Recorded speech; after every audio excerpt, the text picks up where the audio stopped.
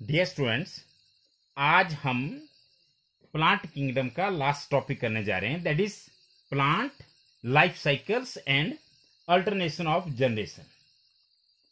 सबसे पहले हम बात करते हैं प्लांट्स में हैप्लॉइड और डिप्लॉइड सेल माइटोसिस से डिवाइड कर सकते हैं। मतलब चाहे हैप्लॉइड सेल्स हो चाहे डिप्लॉइड सेल्स हो, वो दोनों माइटोसिस से डिवाइड कर सकते हैं, क्योंकि जब भी नंबर ऑफ सेल्स इंक्रीज करते हैं तो जो यूजुअल सेल डिवीजन होता है वो माइटोसिस होता है, और जब भी क्रोमोसोम नंबर रिड्यूस करने होते हैं या डिप्लॉइड का हैप्लॉइड बनना होता है तो वहां पर मियोसिस होती है, क्योंकि माइटोसिस इक्वेशनल डिवीजन होता है।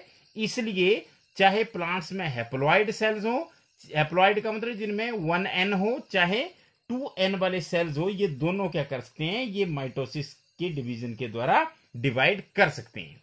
और इस वजह से क्या होता है, प्लांट्स में दो डिफरेंट टाइप्स की प्लांट बॉडीज बनती है। कैसी प्लांट बॉडीज बनती है? एक बनते हैं गैमेटोफाइट्स और दूसरे बनते हैं स्पोरोफाइट्स। अब मान लिया जाए हैप्लॉइड सेल माइटोटिक डिवीजन से डिवाइड कर रहे हैं, तो अब जब भी हैप्लॉइड सेल डिवाइड करेंगे तो हैप्लॉइड सेल्स बनेंगे, और हैप्लॉइड सेल बनने के कारण जो प्लांट बॉडी, जो प्लांट तैयार होगा वो कैसा होगा, वो होगा हैप्लॉइड। और हैप्लॉइड जो प्लांट बॉडी होती है उसमें क्या होते हैं, उसे कहते हैं गैमेटोफाइट। क्यों? क्योंकि ये क्या करते हैं, ये गैमेट्स बनाते हैं। कैसे? माइटोसिस के द्वारा। क्यों? क्योंकि गैमेटोफाइट खुद हैप्लॉइड है और गैमेट्स भी हैप्लॉइड होते हैं। तो ये इस तरह की जो प्लांट बॉडी होती है वो हैप्लॉइड होती है, it produces gametes by mitosis. अब अगर हम बात करें, जैसे हैप्लॉइड प्लांट बॉडी है, गैमेट्स है, और गैमेट्स नेचुरली हैप्लॉइड ही रहेंगी। अब अगर मान लिया जाए डिप्लॉइड सेल माइटोसिस से डिवाइड कर रहे हैं, तो वो जो प्लांट बॉडी बनाएंगे उसको बोलेंगे डिप्लॉइड प्लांट बॉडी। और जो डिप्लॉइड प्लांट बॉडी होती है वो कैसी होती है, ये कैसे बनती है? आपको पता है कि जैसे ही गैमेट आपस में जुड़ेंगे, इस प्रोसेस को बोलते हैं फर्टिलाइजेशन। और फर्टिलाइजेशन के बाद जो हमारे पास बनता है स्ट्रक्चर, दैट इज जाइगोट। आपने पहले भी पढ़ा है कि जब गैमेट्स का फ्यूजन होता है, मेल गैमेट और फीमेल गैमेट फर्टिलाइज होते हैं, जो फीमेल गैमेट है मेल गैमेट के द्वारा फर्टिलाइज होता है, तो जाइगोट बनता है। और ये जाइगोट क्या होगा, ये डिप्लॉइड होता है। तो ये डिप्लॉइड स्ट्रक्चर क्या करता है, ये हमारे पास जैसे इसका फिर डिवीजन होता जाएगा और क्या बन जाएगा, स्पोरोफाइट। और आपको पता है कि स्पोरोफाइट में कुछ एक सेल जो है वो स्पोर मदर सेल एक्ट करेंगे, और उनमें होगा reductional division, that is meiosis. और इस मियोसिस से फिर क्या बनेंगे, स्पोर्स बनेंगे। और स्पोर्स क्या करते हैं, स्पोर फिर जर्मिनेट करते हैं और माइटोसिस के द्वारा डिवाइड होते रहते हैं, और क्या बनाते हैं, वो हैप्लॉइड प्लांट बॉडी। तो इस तरह से हम कह सकते हैं कि प्लांट्स में दो टाइप की बॉडीज बनती है। या तो बनती है हैप्लॉइड, कब? अगर हैप्लॉइड सेल में डिवीजन हो तो उनमें गैमेट्स भी माइटोसिस के द्वारा ही बनते हैं, क्योंकि गैमेट्स भी हैप्लॉइड होते हैं। और ऐसी प्लांट बॉडी को गैमेटोफाइट कहा जाता है, बिकॉज इट बियर्स गैमेट्स। और अगर डिप्लॉइड सेल कैसे बनेंगे, फर्टिलाइजेशन से। कैसे फर्टिलाइजेशन से बनेंगे, मेल गैमेट और फीमेल गैमेट जाइगोट बनाएगा, और जाइगोट में मियोसिस नहीं होगी। जाइगोट क्या करेगा, वो माइटोसिस के द्वारा डिवाइड करेगा। तो 2n जब माइटोसिस से डिवाइड करेगा तो 2n ही स्ट्रक्चर डेवलप होगा, और उस स्ट्रक्चर को बोलते हैं स्पोरोफाइट। अब इस स्पोरोफाइट के अंदर कुछ एक सेल्स क्या एक्ट करते हैं, वो एक्ट करते हैं स्पोर मदर सेल। और जो स्पोर मदर सेल है वो बनाते हैं, उनमें होती है मियोसिस। यहां पर फिर मियोसिस होगी। मियोसिस कैसा डिवीजन होता है, वो होता है रिडक्शनल डिवीजन। और जब रिडक्शनल डिवीजन होता है तो जो स्पोर्स बनेंगे वो कैसे बनेंगे, वो बनेंगे हैप्लॉइड। और ये स्पोर्स फिर माइटोसिस के द्वारा फिर से सेल्स का नंबर बढ़ाएंगे, और इस स्थिति को बोलते हैं, इससे बनती है हैप्लॉइड प्लांट बॉडी। अब अगर हम बात करें प्लांट के लाइफ साइकिल की, जो भी प्लांट्स सेक्सुअली रिप्रोड्यूसिंग होते हैं तो वहां पे दो जनरेशन आपस में अल्टरनेट करती है। अल्टरनेट करने का मतलब है पहले एक जनरेशन आएगी, फिर दूसरी आएगी, फिर वो पहले वाली आएगी, फिर दूसरी आएगी। This is alternation. You can say this during the life cycle of any sexually reproducing plant, there is a alternation. alternation का मतलब है कि एक के बाद दूसरी of generations. कौन सी जनरेशन का अल्टरनेशन है? Gamete producing haploid gametophyte. एक जनरेशन होगी ऐसी जनरेशन जिसको गैमेटोफाइट कहते हैं, और आपको पता है वो बनती है mitotic division of haploid cell से. एक तो जनरेशन होगी तो गैमेटोफाइट होगा, and the spore producing diploid sporophyte. तो इन दोनों के बीच में क्या होता है? अल्टरनेशन होती है, and this is called as alternation of generation. Alternation of generation का मतलब क्या है कि प्लांट के पूरे लाइफ साइकिल में, पूरे जीवन चक्र में दो जनरेशन आती है. एक जनरेशन हैप्लॉइड होती है और उसे गैमेटोफाइट कहा जाता है. क्यों? क्योंकि उसमें गैमेट्स बनते हैं. दूसरी डिप्लॉइड होती है जिसमें स्पोर्स बनते हैं, और वो कौन सी होती है? स्पोरोफाइट. तो मतलब क्या है कि गैमेटोफाइट बनेगा, फिर स्पोरोफाइट बनेगा, फिर गैमेटोफाइट बनेगा, फिर स्पोरोफाइट बनेगा. ये उसके जीवन चक्र में ये क्रम चलते रहेंगे. मतलब उसके जीवन चक्र में ये दोनों स्टेजेस आएगी, and this is called as alternation of generation. अब ये बेसिकली तीन टाइप का होता है. तीन टाइप में सबसे पहले हम बात करते हैं हैप्लॉन्टिक. अब देखिए नाम से ही पता लग रहा है हैप्लॉन्टिक. हैप्लॉन्टिक का मतलब है कि हैप्लॉइड जो है फेज ज्यादा रहेगा. तो अगर इसमें हम बात करें तो जो स्पोरोफिटिक जनरेशन होती है, जैसे मैंने आपको बताया कि जो स्पोर प्रोड्यूसिंग डिप्लॉइड स्पोरोफाइट होता है वो केवल एक सेल के द्वारा रिप्रेजेंट की जाती है, और उस सेल को कहते हैं जाइगोट. मतलब इनके पूरे लाइफ में एक ही स्ट्रक्चर, एक ही सेल ऐसी होगी जो डिप्लॉइड होगी, जो रिप्रेजेंट करेगी स्पोरोफाइट को या स्पोरोफिटिक जनरेशन को.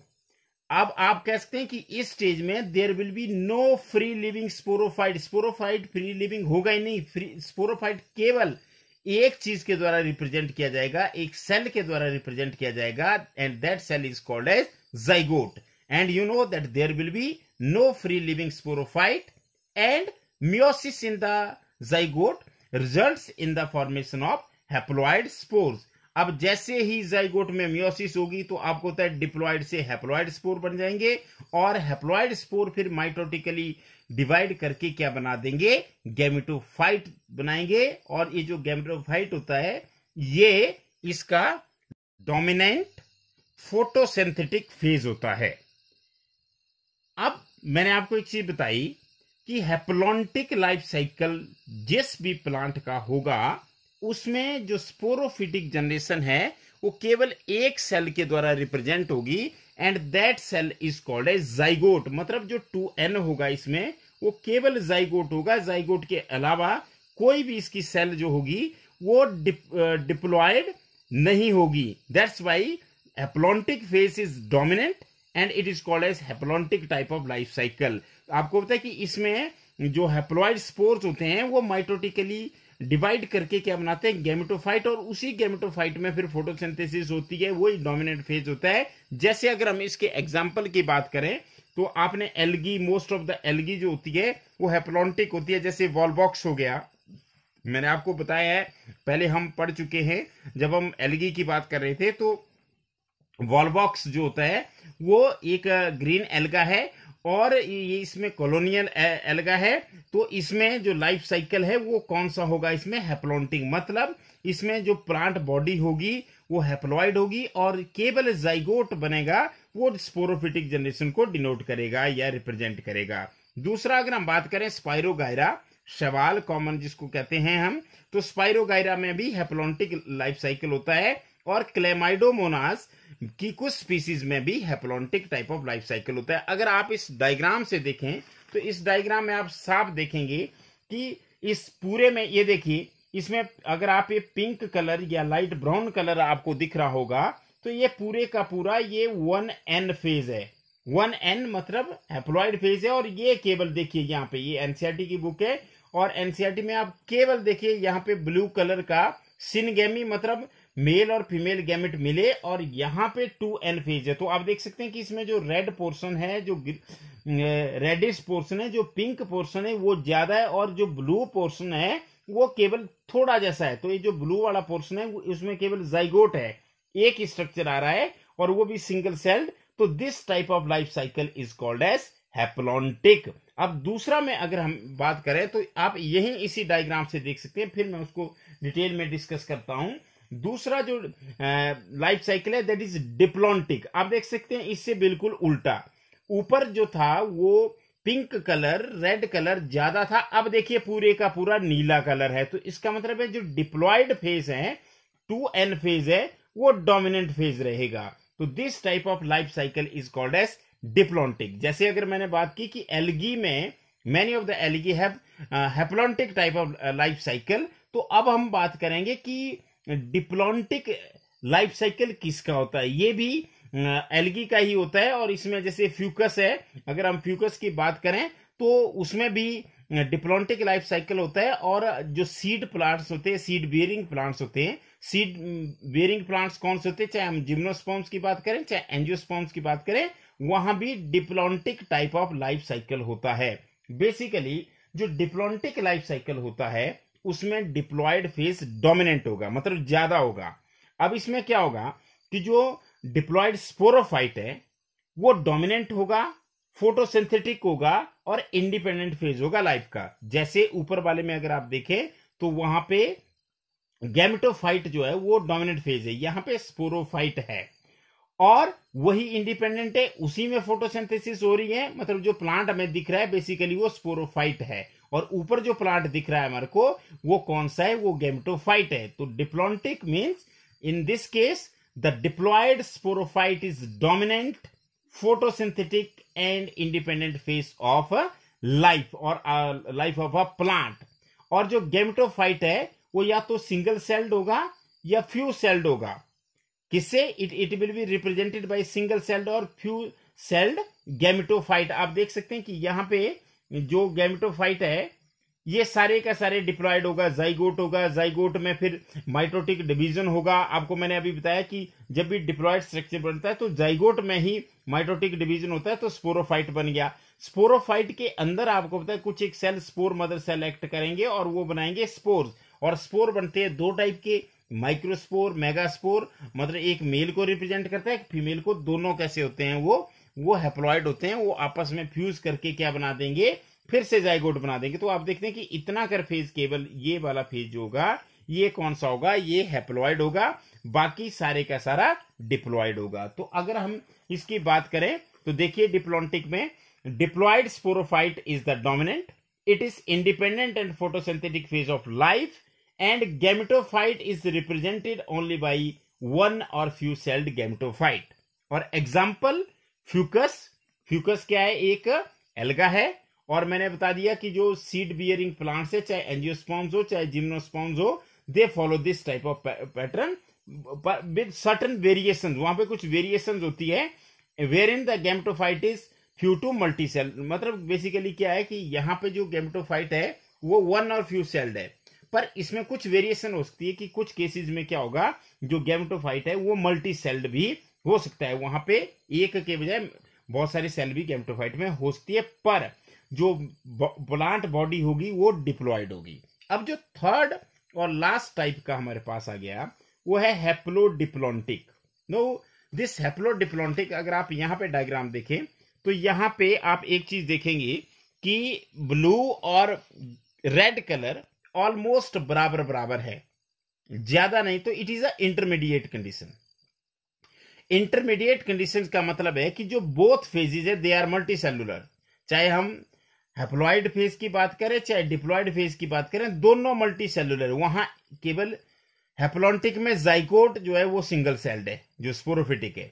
अगर हम बात करें डिप्लॉन्टिक में तो वहां पे गैमेट्स जो है वो रिप्रेजेंट कर रहे हैं गैमेटोफिटिक जनरेशन को, और उसके बाद फिर फ्यूजन करके जाइगोट बना देते हैं, तो वन टू फ्यू सेल्स होते हैं। यहां पे क्या होता है, चाहे स्पोरोफाइट हो चाहे गैमेटोफाइट हो, ये दोनों मल्टी सेलुलर फेजेस को रिप्रेजेंट कर रहे हैं, और इनमें डोमिनेंट फेज वेरी कर सकता है। तो इसका मतलब है ये जो केस होते हैं ये होते हैं ब्रायोफाइट्स और टेरिडोफाइट्स में। अब देखिए इन दोनों फेजेस में क्या फर्क है, देखिए एक बार फिर समझिए। हैप्लॉन्टिक में हैप्लॉयड फेज ज्यादा होगा, डिप्लॉयड फेज केवल जाइगोट के द्वारा दिखाया जाएगा, रिप्रेजेंट किया जाएगा।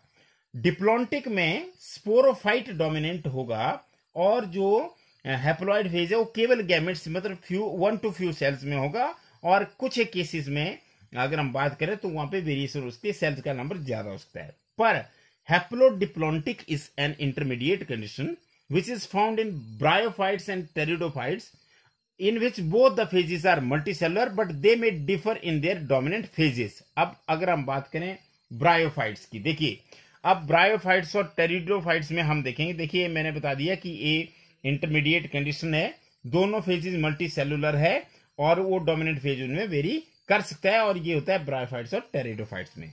अब अगर हम बात करें कि जो डोमिनेंट, इंडिपेंडेंट और फोटोसिंथेटिक थैलोइड और इरेक्ट फेज होगा, अगर वो गैमेटोफाइट के द्वारा रिप्रेजेंट किया जाएगा तो इसका मतलब ये बात हो रही है हमारे पास किसकी, ब्रायोफाइट्स की।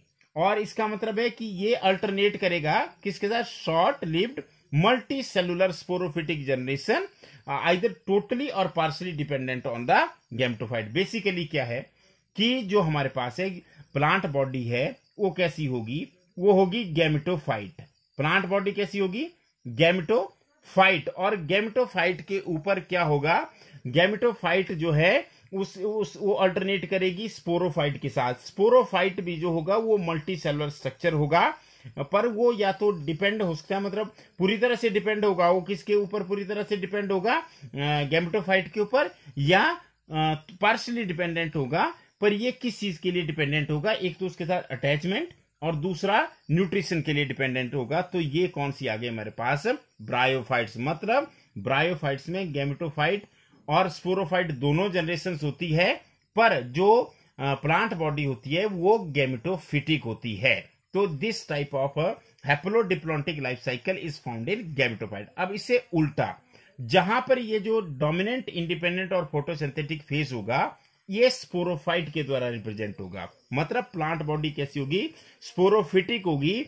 तो this will be the case which is found in case of pteridophytes. वहां पे क्या होगा, diploid sporophyte is represented by a dominant, independent and photosynthetic vascular plant body and it alternates with multicellular saprophytic or autotrophic independent but short lived haploid gametophyte। तो ये हमारे पास आ गया pteridophyte. देखिए pteridophyte और अगर ब्रायोफाइट्स की हम बात करें तो दोनों के केस में हैप्लोडिप्लॉन्टिक लाइफ साइकिल है। बस एक फर्क है कि जो ब्रायोफाइट्स है वहां पे प्लांट बॉडी गैमेटोफाइट है जो स्पोरोफाइट के साथ अल्टरनेट कर रही है, जो कि पार्शियली या टोटली डिपेंडेंट हो सकता है गैमेटोफाइट के ऊपर। अगर हम टेरिडोफाइट्स की बात करें तो टेरिडोफाइट्स के केस में क्या है, जो प्लांट बॉडी है, जो इंडिपेंडेंट फेज है, जो फोटोसिंथेटिक फेज है, वो है हमारे पास स्पोरोफाइट, और वो अल्टरनेट कर रहा है multi cellular saprophytic autotrophic independent